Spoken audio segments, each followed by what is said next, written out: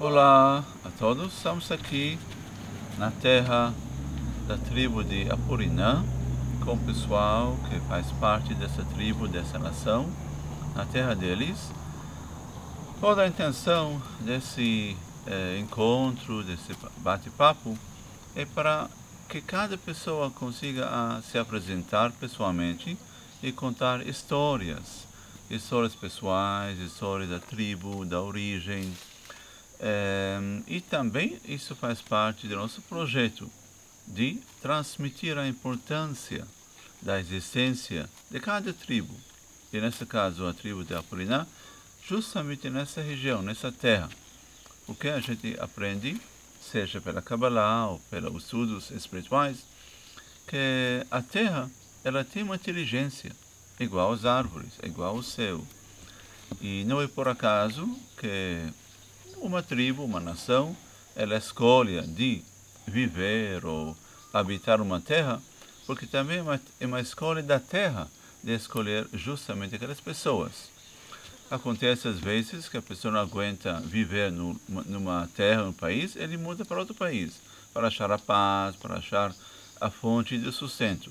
E estamos aqui para aprender dos rituais, dos ensinamentos dessa tribo, também para valorizar a existência deles, sim, justamente nessa terra. E agora eu vou passar a palavra para o nosso amigo o Sr. Ribaldo, para nos contar como surgiu a aldeia Camapã. Meu nome é Riberaldo, português, e na nossa tribo Apurinã é Inhauirinheri.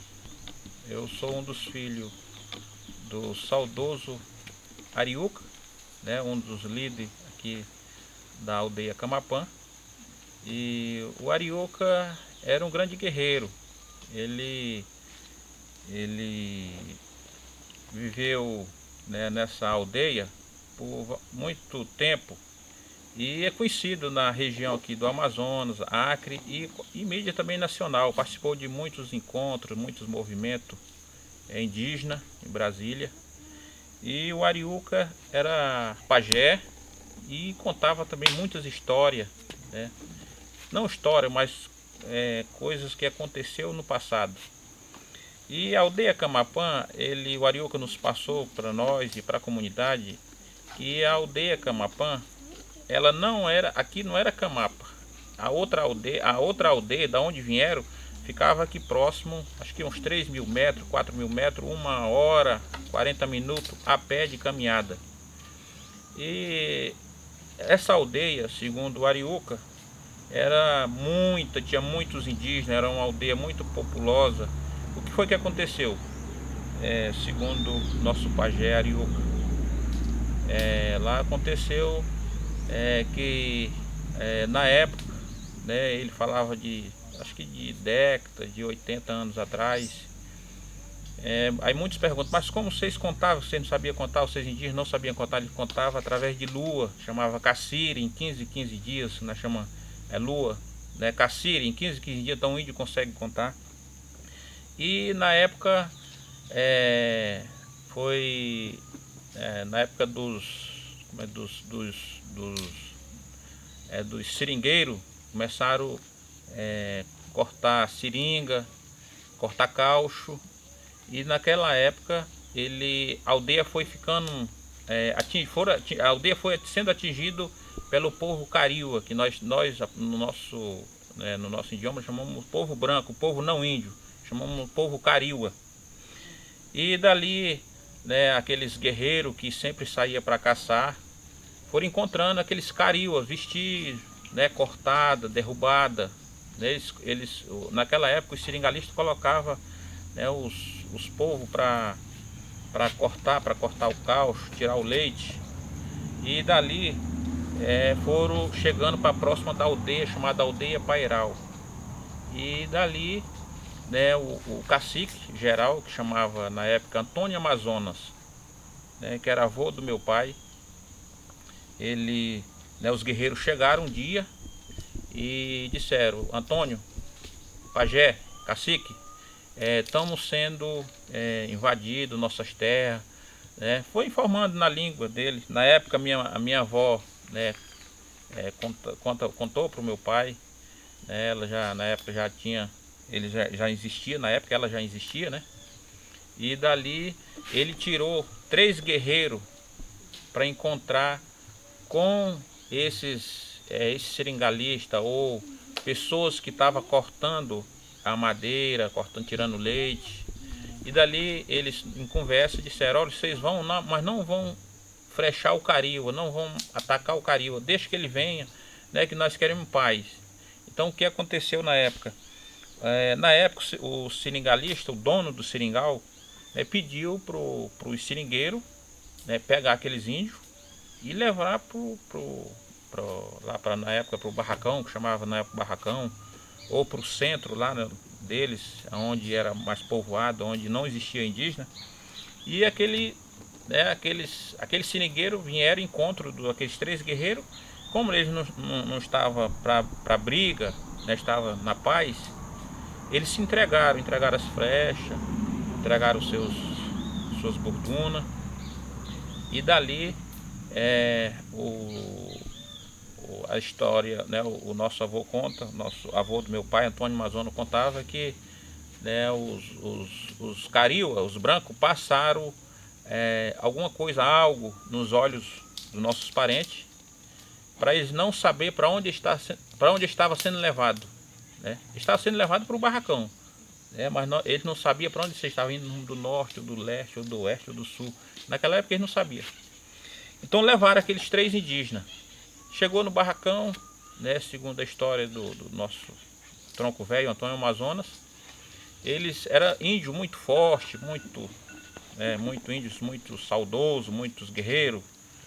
E disseram: olha, esses índios, vamos aproveitar ele para fazer qualquer coisa. E naquela época, vinha aí do Baixo Amazonas, tinha hoje chamamos navio, né? Naquela época meu pai falava que chamava de chata, né? Era aquele navio, trazia coisas, né? Mantimento para aquele seringal. E colocaram aqueles indígenas para tirar lenha, aquele segundo a história, que aquele navio parece que eles andavam a troco de lenha, não era motor, gasolina, nem agora. Mas naquela época era troco de lenha, de alguma coisa assim, nesse sentido. E tiraram aqueles indígenas para carregar lenha pro navio, puxar lenha para o navio. E conseguiram, aqueles indígenas conseguiram, era muito forte, muito saudável. E conseguiram. E um ficou num barracão e 2 baixou para o Baixo Amazonas na época. Passaram vários caciques, 7 caciques ou mais, naquela época chamava cacique. Hoje, acho que na contagem do homem não índio, leva 3 meses, 90 dias para o Baixo Amazonas. Quando aqueles indígenas retornaram, que o barco voltou novamente para trazer mantimento para aquele seringal, eles voltaram. E dali, aqueles indígenas retornaram para o barracão e encontraram com aquele outro indígena, que foi só 2 para o Baixo Amazonas e ficou um no barracão. E encontraram ali com aquele indígena e conversaram, né, com muito tempo. Foi pouco tempo, mas eles faziam de tudo para não ser morto, não ser batido. Tudo que o homem branco pedia, eles faziam, ensinava, acenava, eles faziam. E dali eles voltaram do Baixo Amazonas. E quando chegaram no barracão, à noite, né, foi sempre quando o navio chegava, aquela chata, na época chamava que a chata, aquele navio grande chegava no barracão, no porto. Ali o dono daquele seringal fazia uma festa para aquele grupo de seringueiro, né, para festejar aquela chegada daquela grande embarcação. E dali eles né, se encontraram novamente e combinaram para fugir, para ir embora para a aldeia. E muitos disseram: olha, nós não sabemos para onde está a nossa aldeia, ninguém sabe se nós viemos de cá, viemos de lá, ou viemos de lá ou de lá. E à noite, né, um indígena mais experiente, né, chupou o seu auíre, cheirou o seu rapé, e dali alguns espíritos, na época, indicou qual rumo ele ia pegar para o lado de sua aldeia, que chamava Aldeia Pairal. E dali fugiram, né, quando estava havendo aquela festa ali no meio daquele povo, daquele seringal, eles fugiram à noite. O meu avô contou para Camapa, que é minha avó, o antigo, que chamava Antônio Amazonas, que era o indígena cacique geral, informou. E olha, eles naquela época usavam muito caroço de uxi, né, de carocinho de uxi, é uma fruta que tem aqui na nossa região, e caroço de piqui. Eles são quando faz o fogo, anda a noite toda, que ele dá muita brasa. E eles pegaram aqueles carocinhos e andaram a noite toda. E andaram o primeiro dia, segundo dia, terceiro dia, naquele rumo onde eles tinham aquela indicação, e encontraram já vestígios do seu povo, onde eles caçavam, onde eles pescavam, e dali conseguiram chegar na sua maloca, que chama Aldeia Pairal, onde fica aqui, que nem eu falei, uns 3.000 metros ou 40 minutos a pé. E naquela época, ficaram muito alegres que os parentes retornaram, né, tiveram no meio do povo branco o primeiro contato com eles, e dali o Antônio Amazonas, o cacique antigo, o Tuxal antigo, diz: vamos fazer uma festa para receber e saber o que trouxeram, o que Cariu, o que o branco falou, né, lá para vocês passar para a nossa comunidade, para o nosso povo.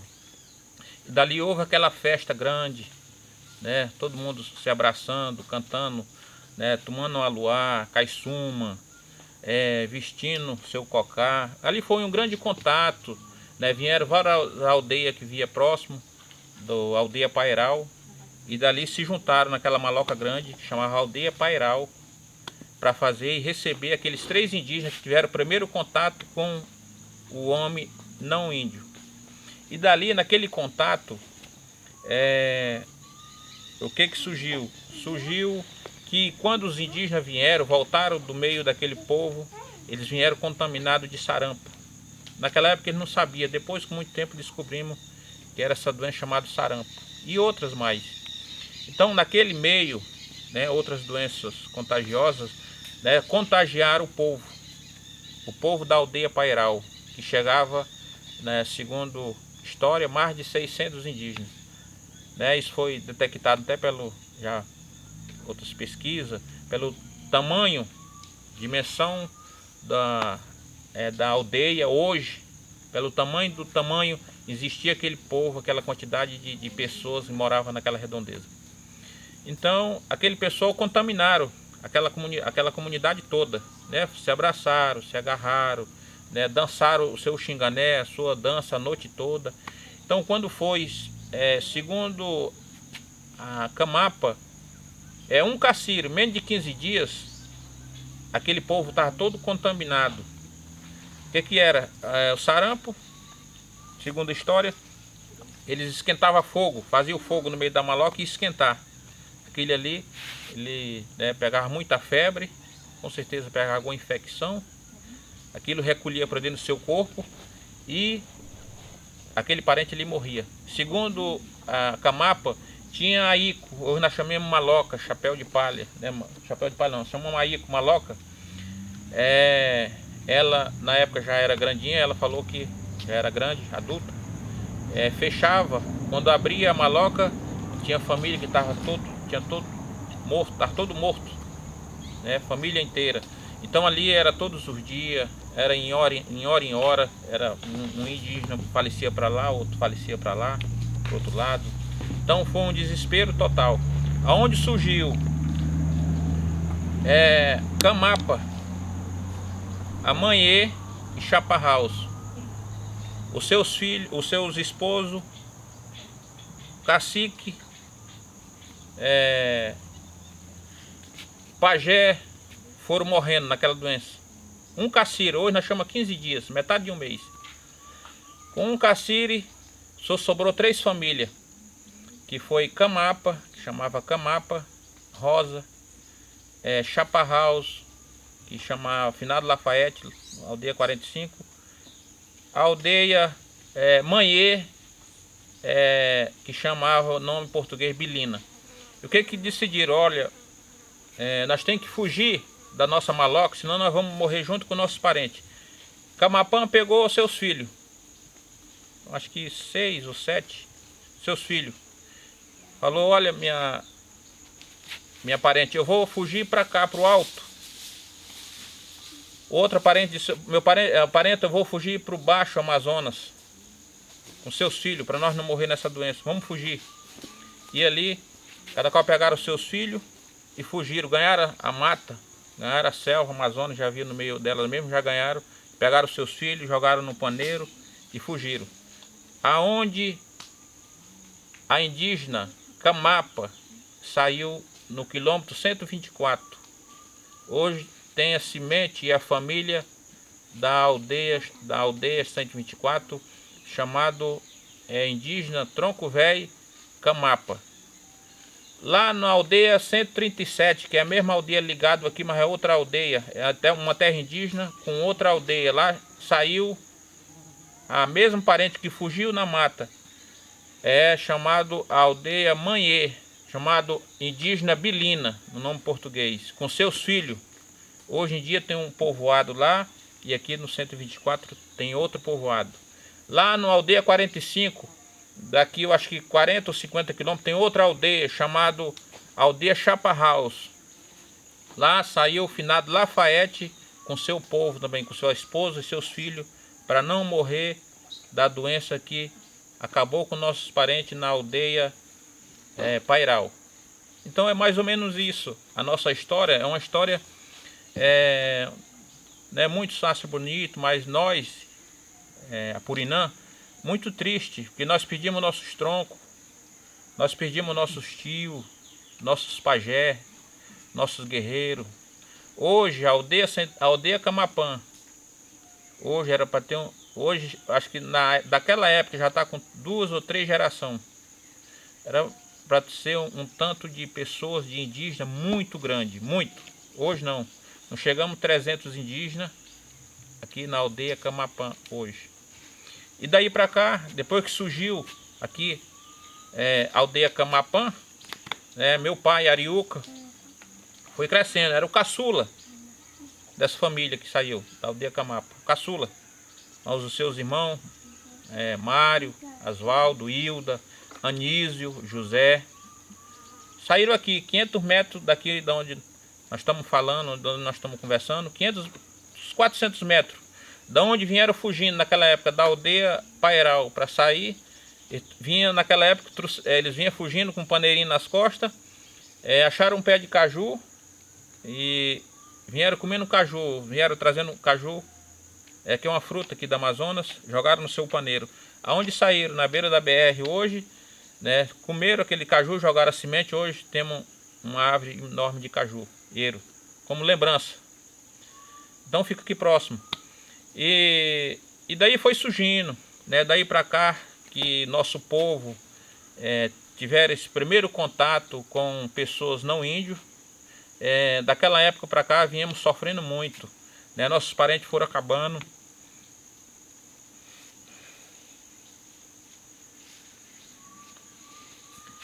Dali foi surgindo. Hoje nós somos muito pouco.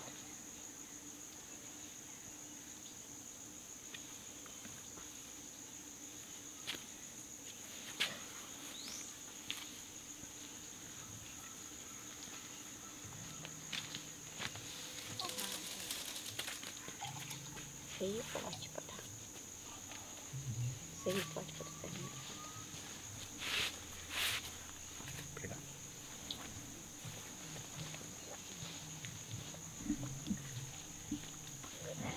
Então dali surgiu essa aldeia e daí veio o grande impacto.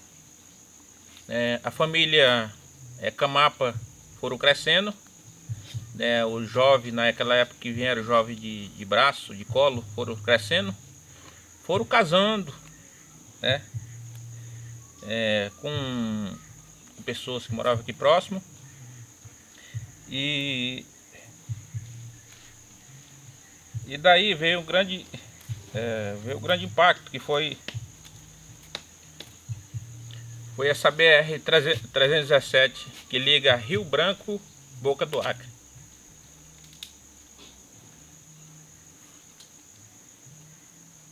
Hoje nós estamos Respira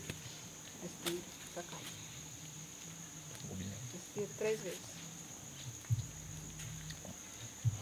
Hoje nós estamos num número muito pequeno, né? Os povos Apurinã, hoje aqui do Camapã, diminuíram muito. E daí veio o grande impacto da BR-317, que liga Rio Branco, Boca do Acre. Essa BR, segundo já o Ariuca, meu pai, já novo, ele trabalhou aqui do quilômetro 118 até aqui na ponta da área, que chega acho que uns 10, 15 quilômetros. Na época, onde eles saíram aqui, né, onde eu falei uns 400 metros daqui, um dia ele estava, né, tinha chegado de uma caçada e ele estava assando seu peixe, fazendo sua comida, e daí ouviram um som, né, onde eles nunca tinham ouvido aquele som naquela época de motosserra, de serragem. E daí eles foram encontrar, né, minha avó, a Camapa, muito guerreira, né, com sua burduna, com sua flecha, né, sem saber falar o português, mas com muita garra, assim, querendo fazer uma amizade com o povo branco, né, que já tinha passado por essas coisas, essas perdas dos parentes. E dali eles encontraram com o Ariuca, não falava o nome da pessoa, mas chamava de coronel. Era a pessoa que era o chefe daquele grupo de pessoas que vinha fazendo aquela picada. Não era BR, era aquela picada. E dali, né, a minha avó, a Camapa, ela, o costume do povo indígena, sempre quando encontra com outra pessoa, né, ele pega a sua burduna e, né, ele tenta desafiar nos peitos, empurra para lá, empurra para cá, mas é um ato como é que se diz, como é que eu posso dizer, é um ato de conversa, de dialogar do índio Apurinã. Hoje quase não existe mais.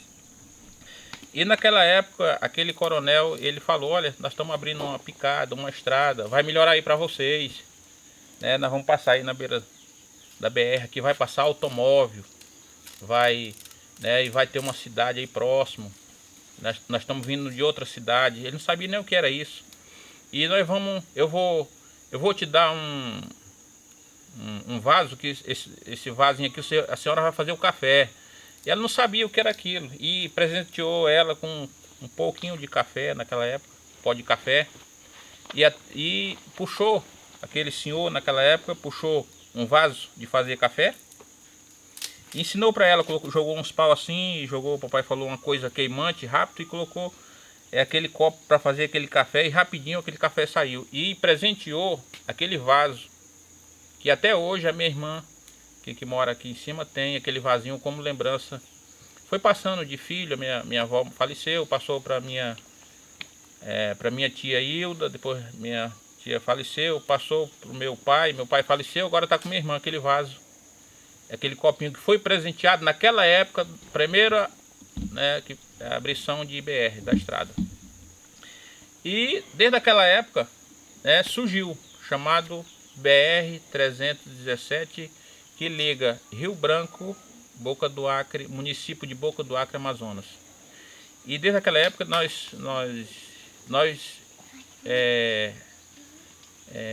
viemos perdendo nossa cultura, nossos costumes, e sendo muito atacado pelo povo não índio. Hoje, né, aqueles mais antigos, o Ariuca, né, que presenciou isso, já faleceu. Os meus tios, o Anísio, né, já faleceu. Outros que saíram naquela época, que vieram menino de colo, vieram rapazinho, adolescente, né, já faleceram. Hoje está só os seus filhos, seus netos, né, aqui na aldeia Camapã. É por isso que hoje a aldeia é chamado de Camapa, Camapã. É a homenagem à nossa guerreira e a homenagem à indígena mais velha e veterana que saiu, que surgiu, que escapou daquela doença que foi contaminada pelo primeiro contato com o povo branco, chamava, depois colocaram o nome dela de Rosa, mas na nossa língua chamava Camapa. E por isso hoje a aldeia 124 é o quilômetro que vem de Boca do Acre para o município de Rio Branco para o município de Boca do Acre. Mas a aldeia se chama Terra Indígena 124, a aldeia Camapã, que é onde nós vivemos hoje. E hoje nós sofremos muito impacto, né? Hoje a BR-317, ela trouxe muita coisa. Não vamos dizer que não trouxe coisas boas, trouxe coisas boas, como transporte, né? Tem um parente picado de cobra, o carro vem buscar para levar para o município, mas em outras partes nós estamos sofrendo. Marginalização, vários impactos. A minha prima pode falar mais sobre o impacto. Hoje temos um impacto muito grande na nossa aldeia.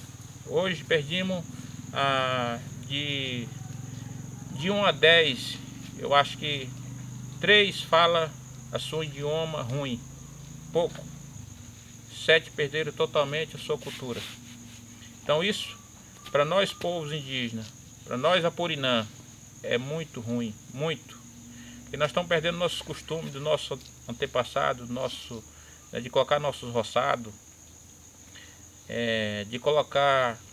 de fazer nossas festas, de comemorar coisas dentro da nossa cultura, dentro da nossa aldeia. Estamos perdendo. Hoje, não pelos povos indígenas, mas pelo impacto do homem branco, que veio lá de fora e passou para os nossos povos indígenas, para os nossos parentes, para nós. Hoje tem coisas que é difícil você viver já sem a coisa que o branco trouxe e colocou dentro da nossa aldeia. É como o Wi-Fi, a luz, né? Hoje na aldeia da aqui na BR-317, a aldeia Camapã, a aldeia Chaparraus, a aldeia Manhê, todos têm, e todos estão perdendo os seus costumes, né, sua cultura, por motivo de coisas que, às vezes lá de fora que vem, às vezes passa para dentro da aldeia e os nossos parentes estão se perdendo. Mas mesmo assim, ainda dentro dos povos indígenas, ainda tem sangue ainda dos apurinã. Muito obrigado, muito bonito. Obrigado pelo presente. Muito legal, muito bom.